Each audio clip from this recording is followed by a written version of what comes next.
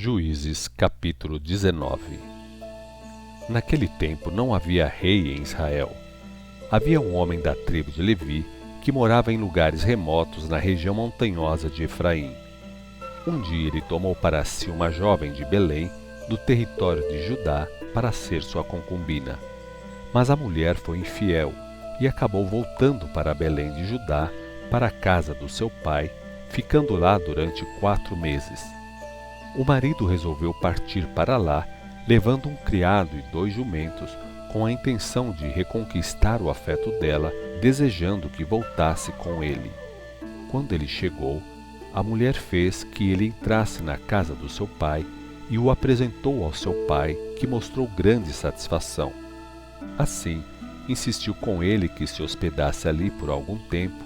Ele aceitou e assim permaneceram com ele 3 dias. Comeram, beberam e dormiram ali. No 4º dia, já estavam de pé bem cedo, e o levita estava pronto para partir. Mas o pai da moça insistiu com o genro: "Coma alguma coisa antes de ir e você se fortalecerá." O genro cedeu, e os 2 se assentaram e comeram e beberam juntos. Depois o sogro pediu: "Peço que fique aqui ainda esta noite e se alegre o seu coração." O homem, porém, levantou-se para partir, e foi preciso o sogro insistir para que o levita acabasse passando a noite ali. No 5º dia, levantou-se de madrugada para a viagem, mas o sogro tornou a insistir: "Vamos comer, espere até tarde." Outra vez, a viagem foi adiada e eles comeram juntos. Então, quando o hóspede começou os preparativos finais para partir com a mulher e o criado, o hospedeiro tornou a pedir que ficassem, dizendo: "Veja, o dia está acabando, já é quase noite. Passe aqui a noite, para que o seu coração se alegre. Amanhã de madrugada vocês poderão ir para casa." Mas desta vez, o homem estava mesmo decidido a partir sem passar mais uma noite ali. Partiram e conseguiram chegar perto da cidade de Jebus, isto é, Jerusalém, ele, os 2 animais de carga aparelhados e a sua concubina. Estando já perto de Jebus, e como já era quase noite, disse o servo ao seu senhor: "É muito tarde para continuar viajando. Vamos parar nessa cidade dos Jebuseus e passar a noite aqui." "Não", respondeu o seu senhor, "não vamos ficar nessa cidade estrangeira. O povo dali não pertence a Israel. Vamos continuar e passar a noite em Gibeá." E acrescentou: "Venha, vamos procurar chegar a Gibeá ou a Ramá e passar a noite num desses lugares." E continuaram a sua viagem. Ao pôr do sol, eles estavam chegando a Gibeá, cidade pertencente à tribo de Benjamim. Entraram em Gibeá a fim de passarem a noite ali.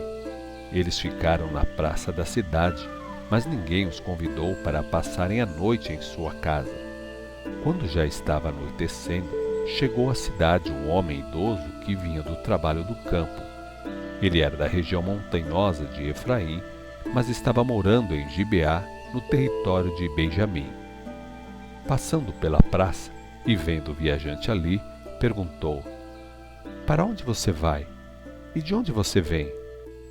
"Vamos indo de Belém de Judá para a nossa casa", respondeu o levita. "Moro na distante região montanhosa de Efraim. Fui a Belém de Judá e agora estou voltando para minha casa. Aqui ninguém ofereceu alojamento para nós. Nós, os seus servos, temos suprimentos para nós e para os animais. Temos pão e vinho para mim, para minha serva e para a jovem que vem conosco. Não temos falta de nada." O homem idoso disse: "Paz seja com você. Você é bem-vindo na minha casa. Terá tudo o que for preciso. Não passe a noite aqui na praça." Ele levou todos à sua casa e deu pasto aos seus animais. Depois de lavarem os pés, comeram e beberam. Justamente quando estavam no melhor da refeição e se alegravam, alguns homens, filhos de Belial, cercaram a casa. Batendo a porta, gritaram para o velho dono da casa: "Tragam para fora o homem que está aí. Queremos abusar dele." O dono da casa saiu e falou com eles. Meus irmãos, não faça essa loucura, suplicou. Aquele homem é meu hóspede. Eu trago aqui a minha filha virgem e a mulher do meu hóspede, e vocês poderão abusar delas como quiserem. Mas não façam essa loucura com o meu hóspede. Porém, eles não deram ouvidos. Então, ele entregou a mulher do levita àqueles homens, e eles a violentaram e abusaram dela a noite toda até os primeiros sinais do novo dia, e deixaram a mulher caída junto à porta da casa. Ali ficou largada até o clarear do dia. Quando o marido se levantou de manhã e abriu a porta da casa e saiu para prosseguir viagem, viu que a mulher, sua concubina, estava caída à porta da casa, com as mãos na soleira da porta. Ele disse à mulher: Levante-se, vamos embora. Mas não obteve resposta. Então, o levita ajeitou o corpo dela sobre um dos jumentos e recomeçou a viagem para a sua casa. Chegando em casa, pegou uma faca e cortou o corpo da sua concubina em 12 partes. Depois, mandou uma parte para cada tribo de Israel. Os israelitas ficaram revoltados quando souberam o que tinha acontecido.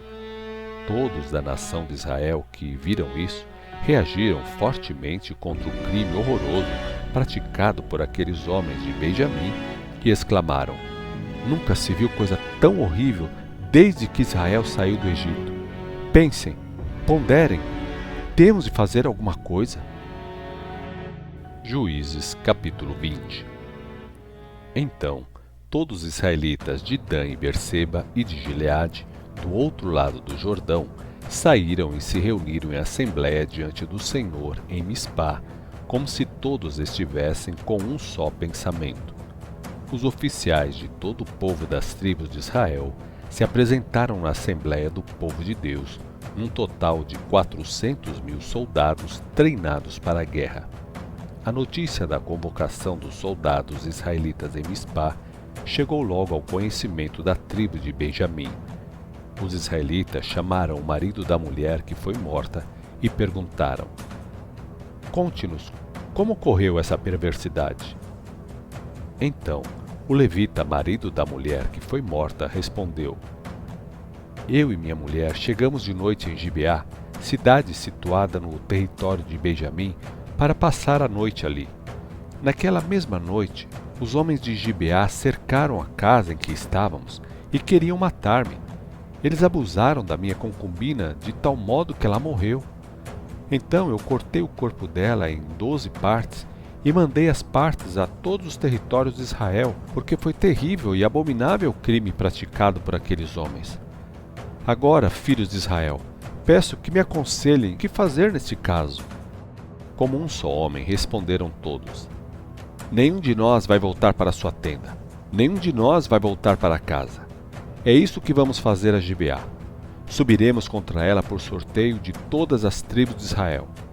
Levaremos 10 homens de cada 100, e de 100 de 1.000, e 1.000 de 10.000, para ficarem encarregados da alimentação das tropas, e o restante irá a Gibeá de Benjamim para dar a eles o que eles merecem pela coisa horrível que fizeram.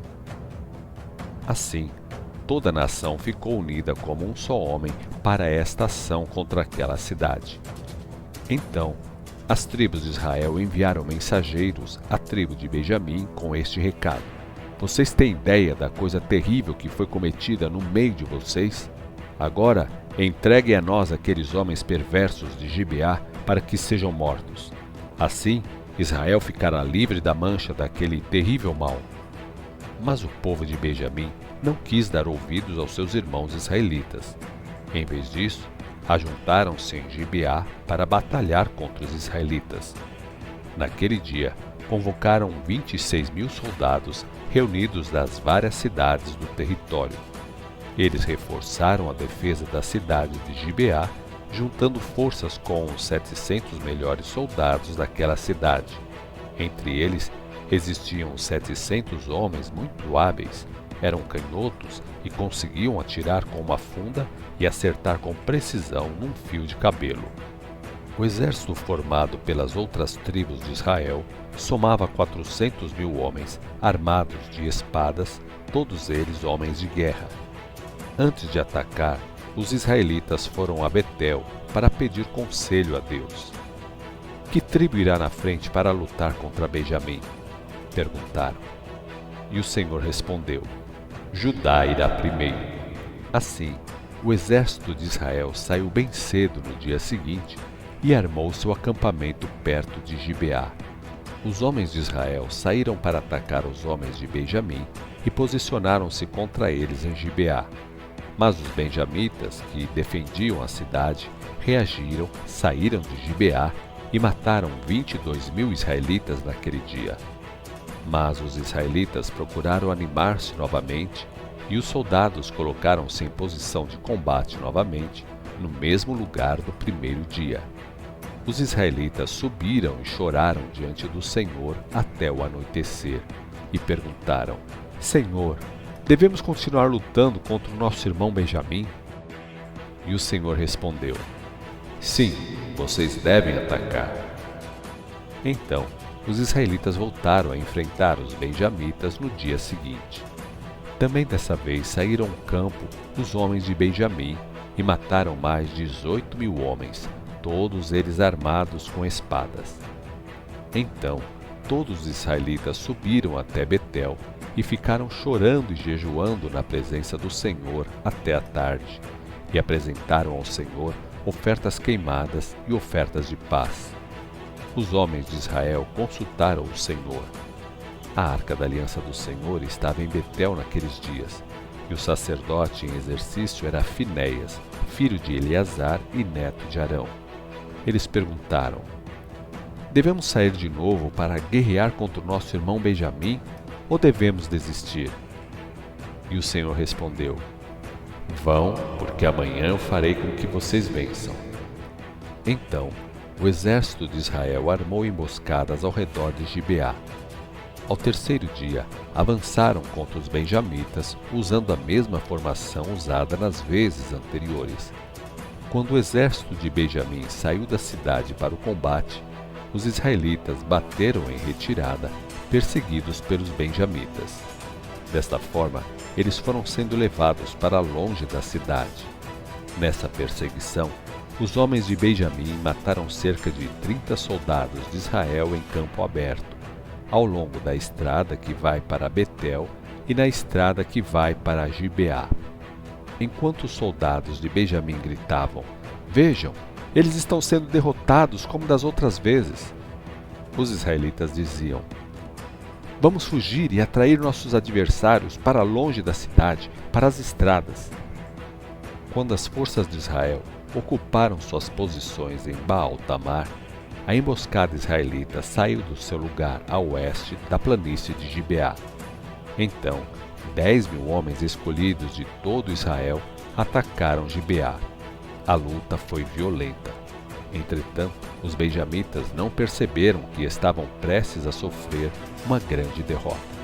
Então, o Senhor derrotou o exército de Benjamim diante de Israel, e naquele dia os israelitas mataram 25.100 soldados benjamitas, todos armados de espadas.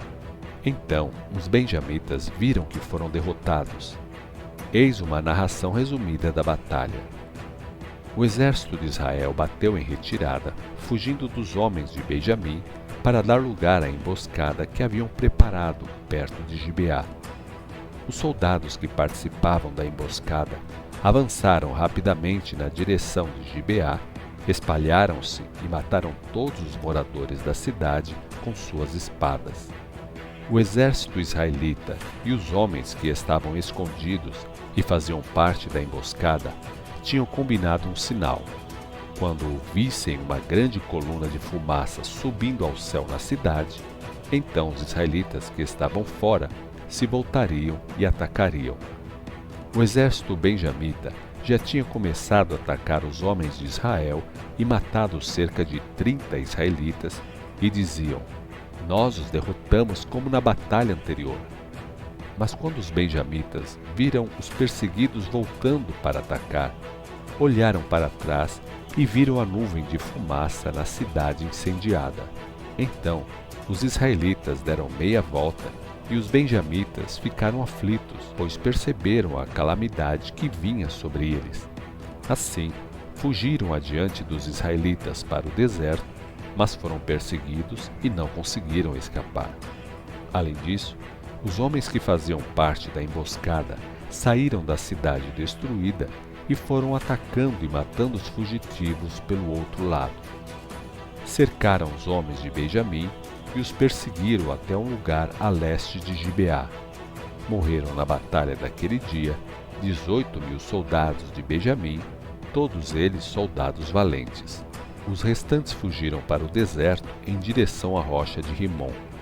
Mas durante a fuga foram mortos cerca de 5.000 homens ao longo das estradas, e continuando a perseguição, ainda foram mortos mais 2.000 homens até perto de Gidom. Dos homens de Benjamim, morreram naquele dia 25.000 valentes soldados que portavam espadas. Porém, 600 homens escaparam para o deserto.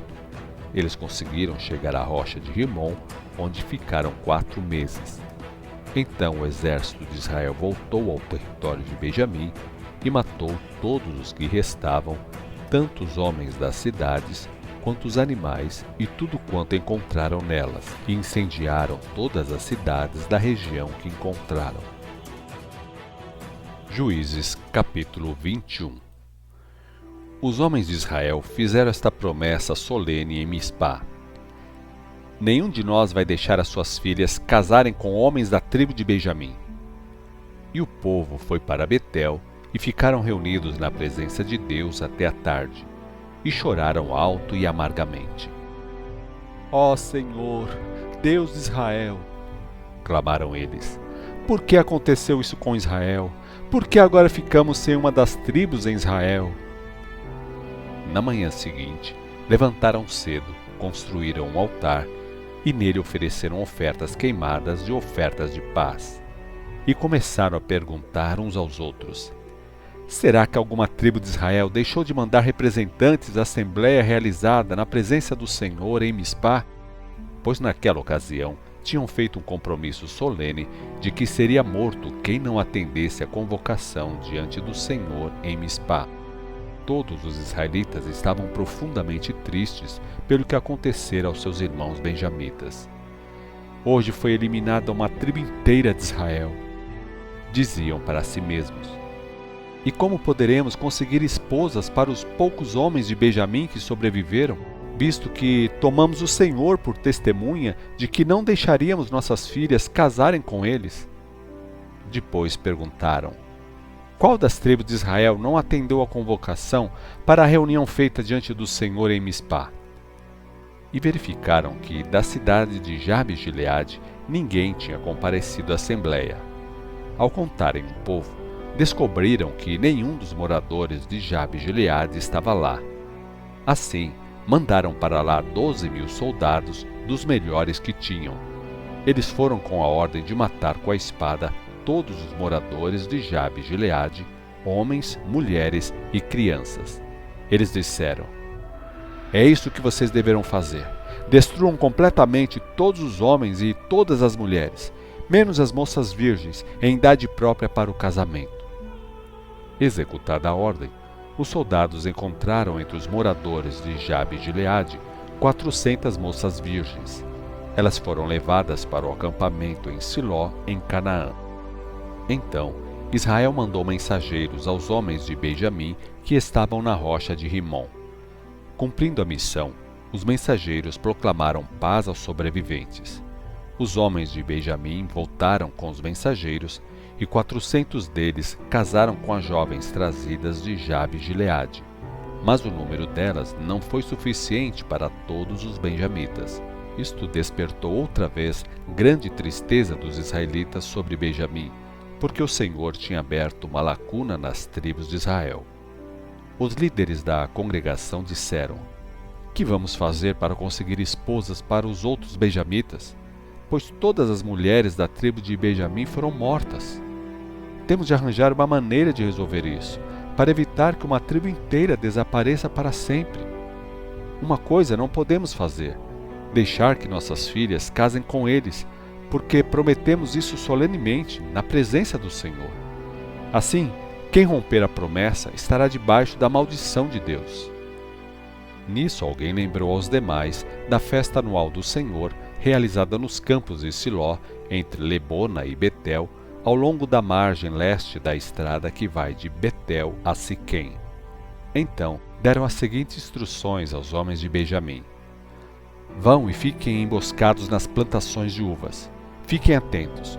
Quando as moças de Siló saírem formando as rodas de danças, saiam correndo dos esconderijos, e cada um de vocês apodere-se de uma das moças de Siló e vão para as terras de Benjamim. E quando os pais e irmãos delas vierem apresentar queixa, nós diremos a eles: por favor, tenham compaixão deles. Na guerra contra Jabes de Gileade, não conseguimos mulheres suficientes para eles, e vocês são inocentes, visto que não deram as suas filhas a eles em casamento, porque, se fizessem isso, estariam condenados. Os benjamitas seguiram a orientação dada, e cada um deles raptou uma moça da roda de danças e fugiu com elas para as terras de Benjamim. Ali, reedificaram as cidades e moraram nelas. Então, os israelitas saíram daquele local e voltaram para casa, cada um para a sua tribo, para o seu grupo de famílias e para a sua propriedade. Naquele tempo não havia rei em Israel, cada um fazia o que achava que estava certo.